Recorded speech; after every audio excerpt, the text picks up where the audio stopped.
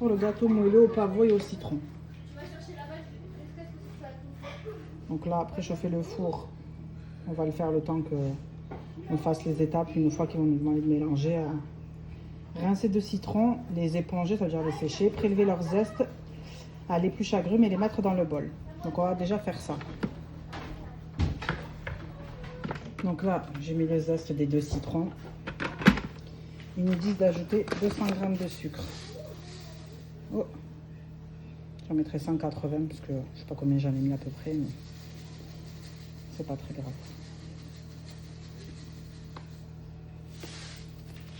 188. Je retire les zestes du citron. Ensuite, suivant, on mixe 10 secondes vitesse 10. Et ça, c'est pour faire du sucre de citron, en fait. Donc, suivant, on va ajouter les 3 œufs. Je vous montre quand même le sucre de citron. Il est trop beau. En plus, ça sent trop bon. Donc là, on ajoute les 3 œufs. Donc là, je viens d'ajouter les 3 œufs. On va racler les parois quand même pour retirer tout le sucre qu'il y a autour. Comme ça, on n'en perd pas. Alors moi, le bol, je l'ai déjà utilisé depuis ce matin, j'arrête pas, donc il est un peu mouillé. Mais c'est pas grave. Hop, donc on a ajouté les 3 œufs. On mixe 15 secondes, vitesse 4.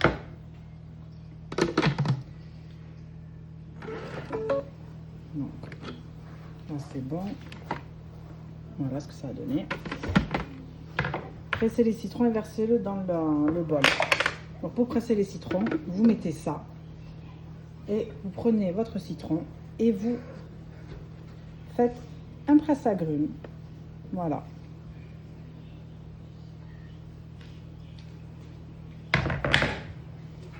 Donc là, on va rajouter tous les zestes, le jus des 2 citrons. On va ajouter le jus de citron, donc vous ne le verrez pas parce que du coup, c'est déjà dedans. Hop, suivant, on va ajouter les 100 g de crème liquide et 100 g d'huile. Alors, j'ai pas d'huile d'arachide, je vais mettre de l'huile de tournesol. Je ne sais pas si ça change quelque chose ou non, mais je pense pas. Alors, 100 g de crème liquide.